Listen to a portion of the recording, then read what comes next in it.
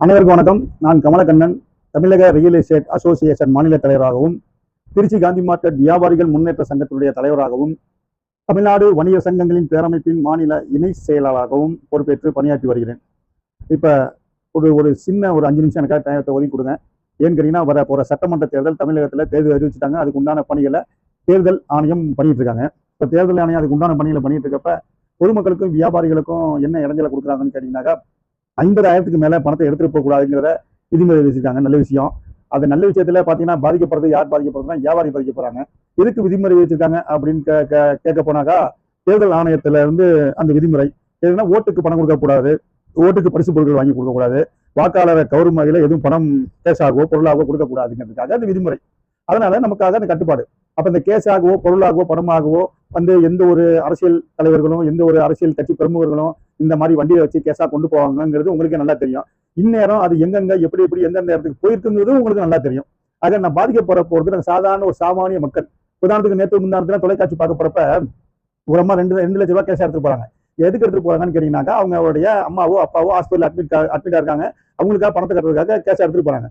அதுக்காக என்ன பண்றாங்க, ஆவணங்களை கொடு அப்படின்னு கேட்கறாங்க. கேட்கிறப்ப ஆவணங்கள் எப்படி வீட்டை சிறுக சேர்த்து வச்ச காசா இருக்கலாம், இல்ல சம்பளம் வாங்கி வச்ச காசா இருக்கலாம். அதுக்கு எப்படி ஆவணங்களை ரெடி பண்ண முடியும்? நான் தினசரி 500 ரூபாய் சேமித்து வைத்துள்ளேன் அப்படின்னு ஆவணம் எழுதி வைக்கணுமாங்கிறது எங்களுக்கு தெரியல. அந்த ஆஸ்பத்திரியில அந்த அம்மா கதை கண்ணீர் விடுது. இந்த மாதிரி தேர்தல் ஆணையத்துல நம்ம இந்த பணத்தை கட்டினாதான் எங்க அப்பாவோ அம்மாவோ உயிர் பழப்பாங்க அப்படின்னு கண்ணீர் விடுது. இப்ப இந்த சட்டம் யாருக்குன்னு தெரியலையே. இப்ப பணத்தை 1 லட்சம் 2 லட்சம் பாருங்க. பாத்தீங்கன்னா, தக்காளி வியாபாரி ஒருத்தர் 53,000 ரூபாய் பிடிச்சி வச்சிருக்காங்க. தக்காளி வியாபாரத்தை அவரு நம்ம இன்னைக்கு நிலைமையில தக்காளி கிலோ 10 ரூபாய் இருக்குது. அந்த 53,000 எத்தனை பெட்டி அவர் வித்திருக்காங்கிறது அவருதான் தெரியும். அதை உற்பத்தி பண்றதுக்கு எவ்வளவு செலவாயிருக்குன்னு தெரியும். இந்த மாதிரி ஏகப்பட்ட குளறுபடிகள் நடக்குது. தேர்தல் ஆணையம் எங்களுக்கு நாங்க தமிழக ரியல் எஸ்டேட் அசோசியேஷன்ல இருந்து ஒரு 5 லட்சம் ரூபாய் ரொக்கமா கொண்டு போகணுங்கிறதுக்கு ஒரு மனு கொடுத்திருந்தோம், பரிந்துரை கொடுத்திருந்தோம். அதை பரிசீலனை பண்றேன்னு சொல்லியிருக்காங்க. அதுக்கு உண்டான வழிகளை காணோம். இப்ப தேர்தல் ஆணையத்தினால பாதிக்கப்பட போறது யாருன்னு கேட்டீங்கன்னாக்கா, வியாபாரிகள் தான். இப்ப மறுநாள் பாத்தீங்கன்னா ரம்ஜான் நோன்பு வருது. அப்ப ரம்ஜான் நோன்புக்கு என்ன தேவைப்படும்? மாமிசம் தேவைப்படும், ஆட்டுக்கறி தேவைப்படும். அப்ப அந்த ஆட்டுக்கறியை எப்படி வாங்குவாங்க? கறியா வாங்குவாங்களா? ஆட்டு சந்தையில ஒரு ஆட்டு வியாபாரி 10 ஆடு மேய்க்கிறாரு. அவர் என்ன ஆட்டுக்கு ஜிஎஸ்டி கட்டியா மேய்க்கிறாரு? அவர் அந்த மேய்க்கிற விவசாயம் என்ன பண்ணுவாரு? அந்த சந்தைக்கு கொண்டு வருவாரு. வியாபாரி என்ன பண்ணுவான்? ஜிபேலையும் கூகுள் பேலையும் செக்காவுமா கொடுக்க முடியும் ஒரு ஆட்டு வியாபாரிக்கு? நான் புரியல உங்களுக்கு. அப்ப கேஷா கொண்டு போவான். கேஷா கொண்டு போய் வியாபாரி என்ன பண்ணுவான்? அந்த ஆட்டு வியாபாரிகிட்ட வாங்கிட்டு வரும். கேஷா கொண்டு போகவும் முடியல.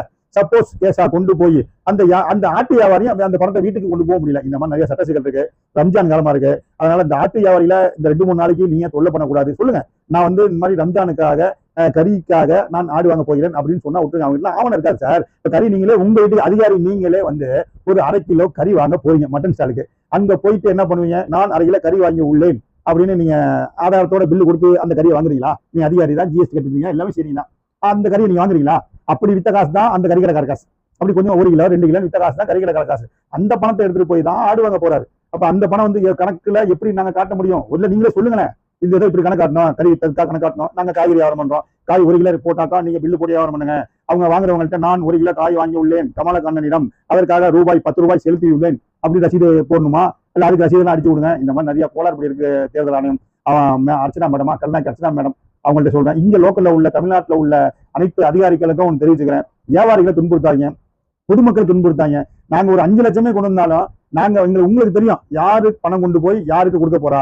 வாக்காளருக்கு கொடுக்க கூடாதுதான் அந்த சட்டம். நாங்க கொண்டு போய் என்ன பண்ண போறோம்? வியாபாரத்துக்காக கொண்டு போறோம். இப்ப அடுத்தது கல்யாண காட்சி, கருமாதி வரிசையா வந்துகிட்டே இருக்கும். இன்னைக்கு கொஞ்சம் கருமாதி செலவு அப்படின்னா கொஞ்சம் 50,000 மேல வருது.